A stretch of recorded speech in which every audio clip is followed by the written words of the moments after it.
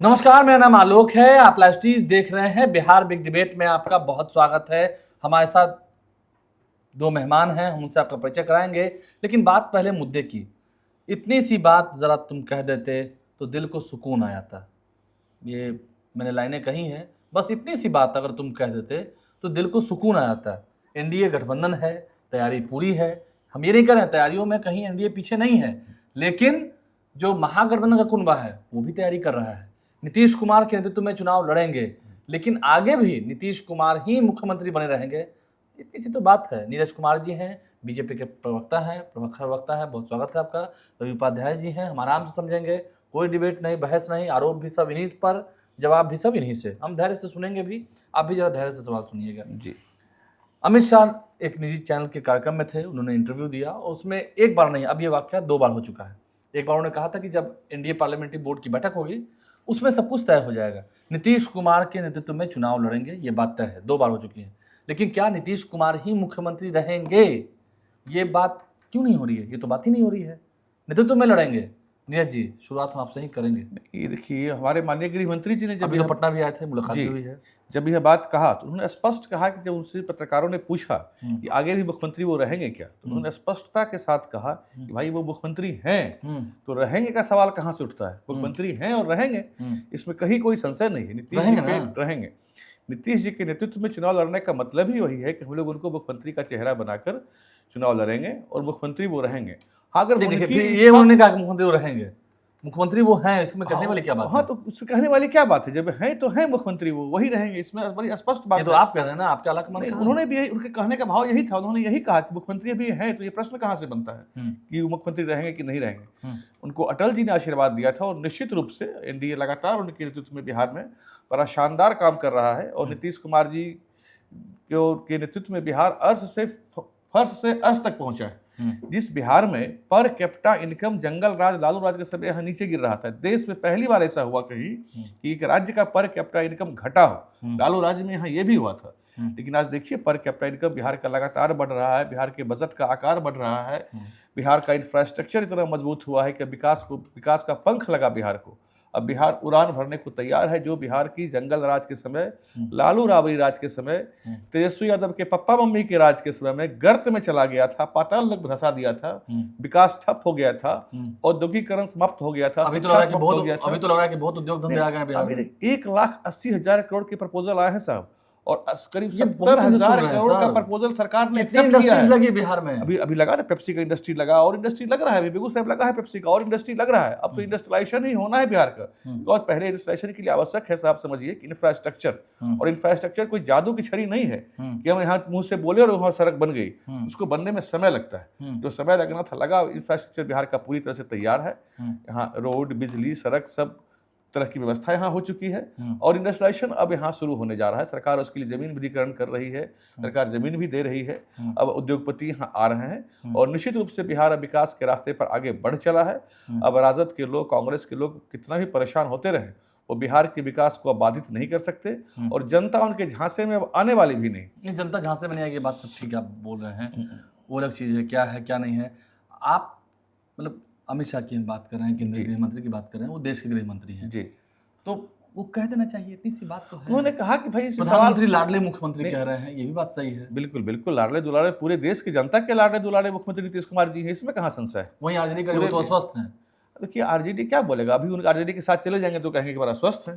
तो ये तो सिर्फ राजनीति करने के लिए, जो कि इनको विरोध के पास कोई मुद्दा नहीं है, सिर्फ विरोध करने के लिए विरोध करना है, इसलिए ये लोग विरोध करते हैं। विरोध करने के लिए विरोध करना है, इसलिए विरोध करते हैं। नीतीश कुमार ने भी कई बार कहा कि बीजेपी ने मेरे साथ छल किया। 2020 की बात है, अभी तो 25 ही हैं। क्या फिर से इतिहास दोहरा रहा है?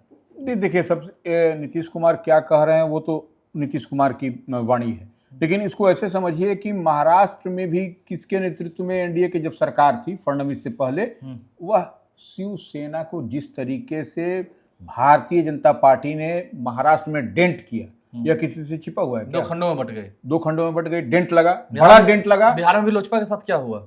लोजपा के साथ जो स्थिति परिस्थिति बनती जा रही है, आप जो है सो अमित शाह के बयान को डिकोड कर रहे हैं। आप उनके बयान बीते दिन जो उन्होंने दिया, एक निजी चैनल की बात कर रहे हैं, आप उसमें क्या कह रहे हैं? तो वो यहाँ पर निश्चित रूप से देखिए, महाराष्ट्र में जिस तरीके से शिवसेना 2 धड़ा में बटा कि नहीं बटा, ये तो फैक्ट है। ये तो हमको आपको आर्गुमेंट करने की बात नहीं है, बहस करने का विषय नहीं है। तो बिहार में जो स्थिति परिस्थिति बनती जा रही है, लाख नहीं चाहते हुए नहीं करते हुए वक्त संशोधन विधेयक पर मुहर लग गई, हाय तौबा मचा रहा। सब लोग देख रहे हैं कि इस्तीफे धड़ल्ले से गिरते जा रहे हैं। अब कहा जा रहा है जेडीयू की ओर से कौन बड़े नेता छोड़कर, अरे भैया बड़े नेता छोटे नेता नहीं होते, ये कार्यकर्ता ही जो है सो आपकी पार्टी के लिए रीढ़ होते हैं, बैकबोन होते हैं। वही जब धड़ल्ले से छोड़ते चले जा रहे हैं, छोटे कार्यकर्ता बड़े नेता छोटे नेता, वो दैट इज डिफरेंट। लेकिन यह कहीं ना कहीं वह आपको दिखाई पड़ रहा है कि क्या होता है वो भारतीय जनता पार्टी चाह रही है। और यही नहीं, अमित शाह बिहार के कंटेक्स्ट में अगर कोई बात कहते हैं उसको डिकोड करने की जरूरत है कि ये कहां कह रहे हैं। अभी तक तो कोई अमित शाह का बयान नहीं आया कि चीफ 2025 के इस बार जो विधानसभा बिहार में चुनाव होगा, आम चुनाव, उसके बाद नीतीश कुमार ही एनडीए के तरफ से चीफ मिनिस्टरियल कैंडिडेट होंगे। नहीं, वो तो करेंगे, नेतृत्व वही कर रहे हैं, बस तो बात यही है। तो हम करेंगे, नेतृत्व वही करेंगे। नेतृत्व तो निश्चित रूप से महाराष्ट्र में भी आपने देखा कौन नेतृत्व कर रहा था और किसको चीफ मिनिस्टर ले आके बैठा बना दिया गया। तो ये देखिए भारतीय जनता पार्टी क्या कहती है और क्या करती है, यह स्पष्ट दिखाई पड़ता है आपको हर। और अब तो अश्विनी चौबे का भी बीते दिन बयान आ गया। अब हमको आपको कहने की आवश्यकता नहीं। अश्विनी चौबे ने क्या, हम माफी से पूछेंगे, अश्विनी चौबे ने क्या कहा कि उनको उप प्रधानमंत्री बनना चाहिए। देखिए कौन क्या कहते हैं, नहीं आपके नेता है, केंद्रीय मंत्री मैं बता रहा हूँ कौन क्या कहते हैं, ये बहुत महत्वपूर्ण नहीं है। महत्वपूर्ण ये है कि वाकई मोदी और नीतीश की जोड़ी ने बिहार में के विकास को पंख लगाया है, बिहार के सपनों को उन्होंने आस लगाया है और बिहार विकसित हो रहा है। इसमें कौन इस बात से इनकार कर सकता है कि 2005 से ही बिहार में लॉ एंड ऑर्डर की सरकार स्थापित हुई और 2014 के बाद लगातार बिहार को केंद्रीय सहायता से या अन्य तरह से लोन के माध्यम से लगातार मदद कर बिहार को विकसित राज्य बनाने की श्रेणी में लाया जा रहा है। और निश्चित रूप से देश के साथ साथ बिहार भी 2047 तक एक अग्रणी राज्य, विकसित राज्य की श्रेणी में खड़ा होगा।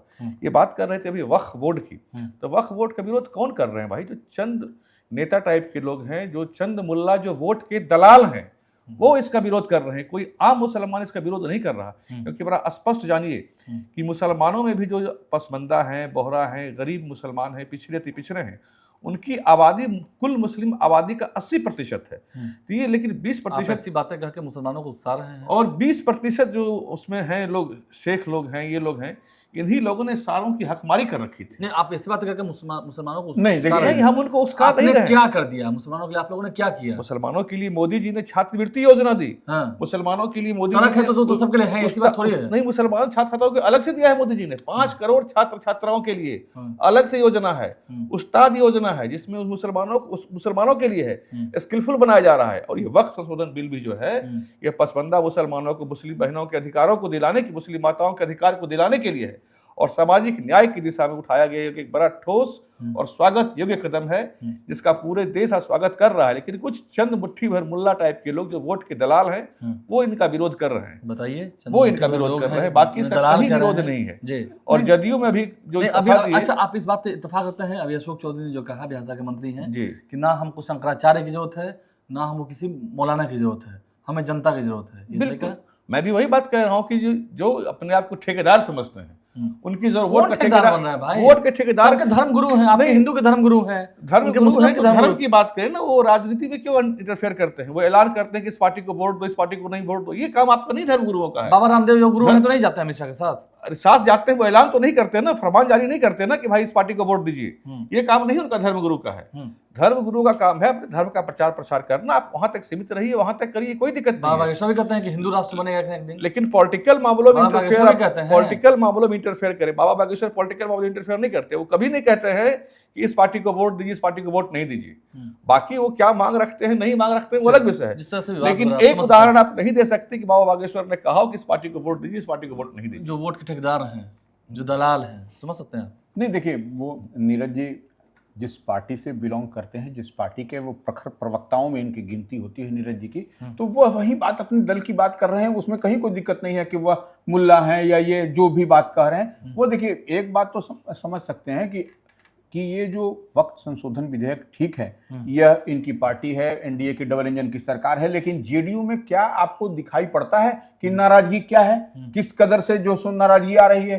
क्यों बोल, पहले तो जेडीयू, या ऐसे कह लिया जाए, जेडीयू यह नहीं कहती थी कि ये लोग जो छुटभैया नेता लोग कर रहे हैं, फिर बाद पहले तो ये लोग एडमिट नहीं कर रहे थे, बाद के दिनों में इन्होंने एडमिट किया कि नहीं ये लोग हमारे नेता हैं, लेकिन इन लोगों के जाने आने से कहीं कोई असर नहीं, फर्क नहीं पड़ने वाला है। लेकिन देखिए यही, अब देखिए दो तरह की बात आई, पहले तो नेता नहीं माना, फिर बाद के दिनों में जब हाय तौबा मचा तो नेता मान रहे। तो ये देखिए कहीं ना कहीं अल्पसंख्यकों के बीच में, देखिए सबके लिए आप सबका साथ, सबका विकास, सबका विश्वास की बात नरेंद्र मोदी की सरकार, Narendra Modi NDA double engine की सरकार करती है, बिहार से लेकर के केंद्र तक। लेकिन क्या ये सबका साथ, सबका विकास, सबका विश्वास ये होता हुआ दिखाई पड़ रहा है आपको?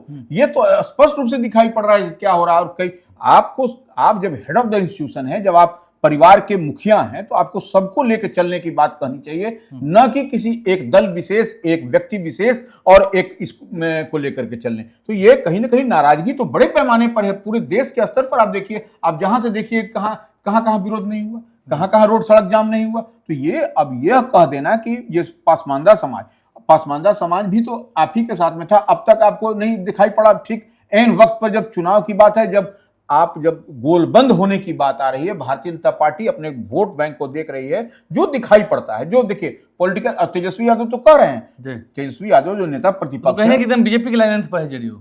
वही तो हम कह रहे हैं भाई, अब तक जो है सारे नेता इस पर बोल चुके हैं। नीतीश कुमार जो मुख्यमंत्री बिहार हैं, जदयू के राष्ट्रीय अध्यक्ष हैं, और एनडीए में बड़ा उनका स्टेक है, जो डबल इंजन की सरकार की बात कही जाती है, तो वो क्यों नहीं बोल रहे हैं? इस पर क्यों चुप्पी साधे हुए? अभी तक एक भी बयान आपने देखा कि जेडीयू के राष्ट्रीय अध्यक्ष की ओर से कोई बयान आ जाए?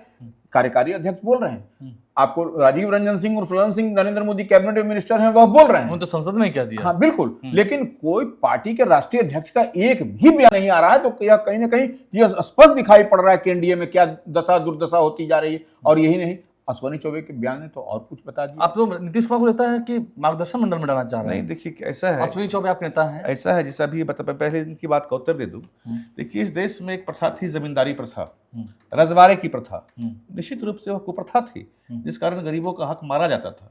जब उस प्रथा को भी समाप्त किया गया था, तो ऐसे ही हंगामा विरोध हुआ था। तो जब कोई चीजों को, बहुत पुरानी चीजों को जब बदला जाता है, तो थोड़ा विरोध स्वाभाविक है, और हम विरोध का भी स्वागत करते हैं। उसका विरोध होगा। नहीं, वो तो कह रहे हैं कि आप हमारी जमीनों को क्यों छीन रहे हैं? उनकी कहाँ, यही तो भ्रम विपक्षी के द्वारा भ्रम फैलाया जा रहा है। उसमें दो गैर मुस्लिम समुदाय के लोगों को जोड़ रहे हैं। वक्फ बिल जो आपने बनाया, बड़ी उसकी प्रशंसा की, तो आखिर उसमें जोड़ा आपने, तो उसमें कैसे चले जाएंगे? अब हिंदू का मैं बता देता हूँ, ये चेन्नई हाईकोर्ट का भी फैसला है, इलाहाबाद हाईकोर्ट का भी बहुत पुराना फैसला है साहब, कि वक्फ बोर्ड कोई धार्मिक संस्था नहीं है।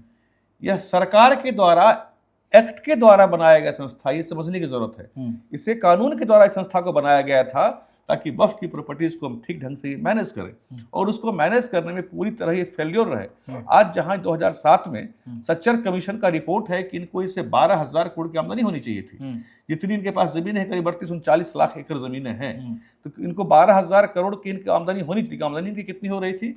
166 करोड़। और आज के डेट में भी डाउनफॉल में ग्राफ है, आमदनी इनकी गिरती जा रही है। तो निश्चित रूप से वक्त के लोगों ने, लोग लूट बचा रखा था, पैसा लोगों ने मॉल को दिया। अभी हैदराबाद में देखिए मैरिट होटल है, पता है उसको कितने किराए पे दिया? 12,000 रुपया सालाना किराए पे दिया हुआ है, जहाँ की एक दिन के एक कमरा 12,000 वहां नहीं आता होगा। इन लोगों ने लूट मचा रखा था वहां पर। इसलिए इसको, उस लूट को रोकने के लिए, इसकी प्रॉपर्टी को ठीक संचालित करने के लिए सरकार ने ये किया है। और आने वाले समय में सरकार का लक्ष्य है कि इससे 1-2 सालों में 10,000 करोड़ की कम से कम आय अर्जित की जाए, और वो की जाएगी। इसे अर्जित करेंगे, और उस आय को, आपको लगता है, और उस आय से गरीब मुसलमानों की भलाई में उसको खर्चा किया जाए। जेडीयू जो है एकदम बीजेपी की लाइन पर आती जा रही है, आप लोगों को तो बड़ा खुशी हो रहा है। नहीं, देखिए जो सही लाइन, आरजेडी भी आरोप लगा रही है, आरजेडी आरोप लगा रही है, लेकिन जो सही बात है, क्योंकि नीतीश कुमार जी भी मुस्लिम समाज के शुभचिंतक हैं, आप लोग नहीं हैं, हम लोग भी हैं, और उनको पता है कि मुस्लिम समाज की भलाई किसमें है, इसलिए उन्होंने हमारा समर्थन दिया है, इसमें और कहीं कोई बात नहीं। और हर पार्टी ने समर्थन तो आप लोग उनका साथ क्यों नहीं दे रहे हैं? कह दीजिए ना भाई कि सीएम वही होंगे 25 में। कहे तो लगातार तो हम लोग कह रहे हैं कि मुख्यमंत्री वही होंगे 25 में जीतने के बाद कम है या घटे या बढ़े। देखिए उनको हमेशा कम सीट पर हम लोग मुख्यमंत्री माना है, क्योंकि हमारे अटल जी ने उनको आशीर्वाद दिया है, और हम लोग बड़े कमिटमेंट वाले आदमी है साहब। जो कमिटमेंट एक बार हम लोग कर लेते हैं वो पूरा करते हैं। धारा 370 का कमिटमेंट हमारा कब का था? जब भाजपा नहीं बनी थी, जनसंघ था, तब का था। जो कमिटमेंट हमने 70 साल पहले किया उसको पूरा किया। और रही बात महाराष्ट्र और बिहार की तुलना साहब नहीं हो सकती। महाराष्ट्र की राजनीतिक परिस्थिति अलग थी और यहाँ की परिस्थिति अलग है। यहाँ उस तरह की बात नहीं, यहाँ से मिल के साथ में हम लोग और एक मजबूत गठबंधन, एक मजबूत साझेदारी के रूप में हम लोग यहाँ बिहार का विकास कर रहे हैं। नहीं देखिए, महाराष्ट्र की बात अब नीरज जी ने छेड़ दी। देखिए महाराष्ट्र में आपको शिवसेना की क्या स्थिति थी, जो आज जेडीयू की स्थिति है बिहार में कमोबेश उसी स्थिति में थी। वहां पर वो ड्राइविंग सीट में वो स्टेट में होते हुआ करती थी। लेकिन देखिए किस तरीके से बहुत माने आपको शिवसेना को उसको लगा दिया गया। थोड़ा मैं इंटरप्ट करता हूं सर। शिवसेना को किनारे हम लोग क्यों लगाएंगे? शिवसेना ने बाला साहब ठाकरे के सिद्धांतों को छोड़ दिया। शिवसेना जो है ठीक उनकी विपरीत बातें करने लगी, तो वहां के लोगों ने उनको छोड़ दिया, विपरीत करने लगी। क्या विपरीत करने लगी? नहीं, बाला साहब ठाकरे के सिद्धांतों के ठीक विपरीत वो बात करने लगे। नीरज जी को हम थोड़ा सा याद करा दें, इन्हीं की पार्टी के राष्ट्रीय अध्यक्ष आए थे भारतीय जनता पार्टी के, जेपी नड्डा। हाँ, तो वो क्या कहे थे क्षेत्रीय दलों के बारे में। हाँ। उसके बाद आपने देखा भी था नीतीश कुमार की नाराजगी क्या हुई थी, गठबंधन पलट गया था। वही कह रहे हैं। तो ये देखिए सब कुछ को डिकोड जब करने बैठिएगा तो निश्चित रूप से अमित शाह का बीते दिन जो बयान आया है, जो 2025 के इस बार जो आम चुनाव हो रहा है बिहार विधानसभा का, तो उसमें नीतीश कुमार काला है, दाल में काला स्पष्ट दिखाई पड़ रहा है। अभी नहीं मानेंगे ये ठीक है, इनको नहीं मानना भी चाहिए, क्योंकि जिस पार्टी से एनडीए फोल्ड में है या बड़े घटक दल हैं, ये भारतीय जनता पार्टी के प्रवक्ता हैं, प्रखर प्रवक्ताओं में गिनती, हम बार बार इस बात को दोहरा रहे हैं। तो ऐसे में ये नहीं मानेंगे, हम जान रहे हैं। नहीं तो कह रहे हैं कि हम मानेंगे, नीतीश कुमार को सीएम मानेंगे। नहीं तो ये देखिए, जब देखिए नहीं एक मिनट नीरज जी, ठीक है नीतीश कुमार को सीएम माने, ये 2025 के बाद ये जब चुनाव हो जाएगा, आम चुनाव जो 2025 का, तो क्या एक अन्य मार्ग में नीतीश कुमार रहेंगे? क्योंकि देखिए अश्वनी चौबे को बयान को ही डिकोड करिए ना, वो क्या बोल रहे हैं, हम उन्हीं के बयान को डिकोड कर दीजिए। क्षेत्रीय दलों की इन्होंने अभी बात की, तो क्षेत्रीय दलों को परेशान समाप्त करने की कोशिश कौन कर रहा है साहब, बड़ा स्पष्ट है। अभी हाल में दिल्ली का चुनाव आप देख लीजिए, कांग्रेस ने आपका साथ छोड़ दिया, और बिहार में भी कांग्रेस राजद को पूरे तरह से ब्लैकमेल कर रही है, बार्गेन कर रही है। तो इस तरह की मंशा अपने गठबंधन दलों के साथियों को समाप्त करने की मंशा कांग्रेस की होती है, जो इंडिया अलायंस के लोग हैं उनकी होती है, आप नीतीश कुमार हमारी नहीं होती है। बिल्कुल, हम लोग नीतीश कुमार को नेता मान के आगे चल रहे हैं और आगे चलेंगे। अगर इतनी सी बात अमित शाह भी कह देते, 2 बार मौका मिला तो अमित शाह जी ने तो कहा ही था ना कि भाई उन्होंने कहा कि वो सीएम है, आगे की क्या बात। अभी गोपालगंज भी हमारे नेता आए थे, उन्होंने मंच से भी कहा। अब देखिए इस पर एक बात और है, अब ये दिल्ली चुनाव की बात इन्होंने की और कांग्रेस को इसमें मुख्य रूप से वहां पे टारगेट किया। तो देखिए एक बात है, कांग्रेस जो है सो राष्ट्रीय पार्टी है इंडिया ब्लॉक में, उसी तरह से एनडीए में जो है सो राष्ट्रीय पार्टी भारतीय जनता पार्टी है। तो ये इस बात से कौन है माने गुरेज करेगा या इनकार करेगा कि जैसे राष्ट्रीय पार्टी जो कहेगी वही होता हुआ दिखाई पड़ेगा। आपने दिल्ली का चुनाव परिणाम का नतीजा देखा, जिस तरीके से कांग्रेस कह रही थी, कांग्रेस से राय मशविरा या रायशुमारी नहीं हो सकी, अलग अलग लड़े। यहाँ पर भी भारतीय जनता पार्टी जिस तरीके से एक एक चीज को गूंथ रही है, एक एक चीज को माला पिरो रही है, तो ऐसे में कौन कह सकता है कि आप जो कल क्या होगा? राजनीति तो संभावनाओं का खेल है। देखा बात सही है। अभी देखिए कांग्रेस तेजस्वी के चेहरे को कहां स्वीकार कर रही है? लगातार कांग्रेस के प्रभारी कह रहे हैं सीधा ठोक के, हम तो कह रहे हैं, हम तो सीधा ठोक के कह रहे हैं, लेकिन ये कंफ्यूजन इंडिया अलायंस में है। आप क्या कह रहे हैं? हम तो कह रहे हैं कि नीतीश जी हमारे मुख्यमंत्री थे, हैं और आगे रहेंगे। नहीं 2025 में विधानसभा चुनाव जीतने के बाद नीतीश कुमार जी मुख्यमर्ती होंगे, ये फाइनल लाइन है। फाइनल है, चलिए देखते हैं, ये फाइनल लाइन है। होता है क्या आगे, आगे देखिए होता है क्या। बहुत शुक्रिया आप दोनों मेहमानों का इस चर्चा में बनाने के लिए, आपका बहुत शुक्रिया। अगर आप इस वीडियो को यूट्यूब पर देख रहे हैं तो हमारे चैनल को सब्सक्राइब कर लें, फेसबुक पर देख रहे हैं तो पेज को लाइक करना भूलें। इसके अलावा ट्विटर हैंडल पर भी हमारे लाइव स्ट्रीम को जरूर फॉलो करें। बहुत धन्यवाद।